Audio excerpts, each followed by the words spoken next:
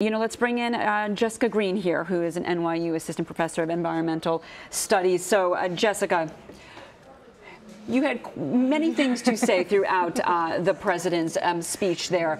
At one point, the president said, "No longer will the world be laughing at us," to which you actually laughed. Yes, because they will be laughing at us because we have effectively squandered so much power and influence on the global stage for nothing. We did not need to withdraw from the Paris Agreement if we didn't want to implement our nationally determined contribution. We could simply have continued with the status quo, which was not to implement the Obama-era regulations, and not done anything about Paris. But instead, Trump has decided to stick his finger in the eye of the international community by saying, we're not going to do this. So that, you know, they will be laughing at us. I'm certain of it. You know, one thing that's really fascinated me is to see people come out, and we've already heard countries, world leaders coming out saying, we're still abiding by this. Mm-hmm. Does that give you any sort of hope that there are still countries like India and China, major polluters, that are saying, we've got a plan, we're going to do it despite the United States? Yeah, I think they will. I mean, India and China have said as much. The mayor of Pittsburgh, Mayor de Blasio, I mean, states and cities have come out all over the United States saying, you know, the train has left the station and we're all on it. So I think that will happen and will continue to happen because they know, all of these governments at whatever level know that it's important to be on the right side of history. It's good for the and it's good for the economy. And I think obviously not having the support of the federal government is going to slow things down. Right, exactly. So what does that look like? Because that was the question we posed to John Dickerson there. I mean, exactly what could that look like if you don't have the support of the federal government? So that's a complicated story. I think what happens is states start to craft their own solutions. They try and go green, and they link together in their own regional sets of agreements. We have that in the Northeast. We have a region, what's called a regional carbon market called the Regional Greenhouse Gas Initiative. There's one in California, which is now linked to one province in Canada. So there are subnational efforts to try and cooperate. Indeed, there's some discussion of California entering into a memorandum of agreement with states in Mexico and Brazil. I mean, this is unheard of. In international relations, national governments make treaties with each other, but now state governments are starting to say, well, if you're not going to lead, then get out of the way. What do you say to critics who say that the entire initiative, the Paris Agreement, wouldn't have done enough to meet the actual goal of the 2% degree Celsius, limiting it when it comes to global warming? It won't. But international law moves slowly. Countries move slowly. We're talking about 193 countries with vastly different economic profiles. And what this does is it gets everybody on the same page to move in the same direction. And so any other expectation to say that Paris was a failure because it's not going to do, it's not going to decarbonize society.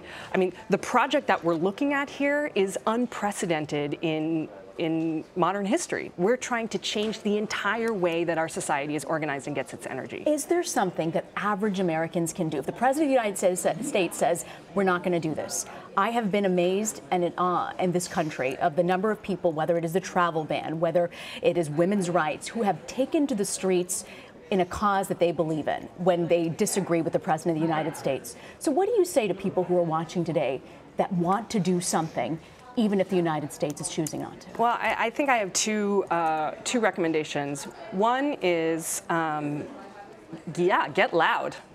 Call, write, take to the streets, go to the March for Science, go to the climate march, let the world know that you think this is important and that you don't stand with the president on this. And the other is a piece of advice that I'm going to crib from the Secretary General of the United Nations, who spoke at NYU a couple days ago, who said, if you do nothing else, vote for your grandchildren. Don't vote for yourself. Imagine the world that your grandchildren will live in. And I know it sounds kind of hokey, but we saw John Kerry sign the Paris Agreement with his granddaughter on his lap. I think the fundamental problem here is that the political process works at the election cycle, 4 years, 2 years, maybe less, maybe a little more. The environmental processes that we're looking at are very long term. So we can't reasonably expect to see a sea change right away. That's just not how it works. So vote for your grandchildren. We talk about generations within America and the world being affected by climate change. One of the things that President Trump said today was pulling out is a reassertion of America's sovereignty. But what about global leadership here? Yeah, I mean, again, that's not true. First of all, the way that countries exercise sovereignty is by being in international agreements in which they can shape the scope of the discussion, right? So by withdrawing, we've essentially said we're taking our ball and going home. Second of all, the idea that climate change is a separate issue from the other issues on our foreign policy agenda is just patently false. So, in the beginning of his remarks, President Trump talked about getting a deal on the peace in the Middle East and, forging these trade deals. If he thinks that, this is going to buy goodwill to bring other people to the table to get what we want, that's just a fundamental misunderstanding of how foreign policy works. One of his arguments, the president's arguments, was that this is just financially not a good deal. He likes to sort of bring that up sometimes. What's a better deal then? So I think that's not true, right? So he's couched this in terms of kind of, as some of the other commentators noted, in terms of economic nationalism, right? That we're outsourcing our goodwill, right? So, and that he's working for the citizens of Pittsburgh, right? Although not according to the mayor. Well, if the citizens of Pittsburgh want clean air, jobs, water, national security, then we should stay in the Paris Agreement, right? So I don't think that this is really about outsourcing. There are immediate benefits that we will reap at home. There's one recent report by NOAA, the National Oceanic and Administration, with projections of extreme sea level rise, which will likely, or not likely, but which may occur due to Antarctic melting.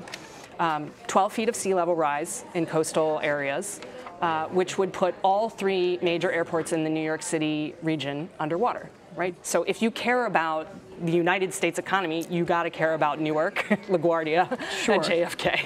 All right, Jessica Green from NYU, thank you so much.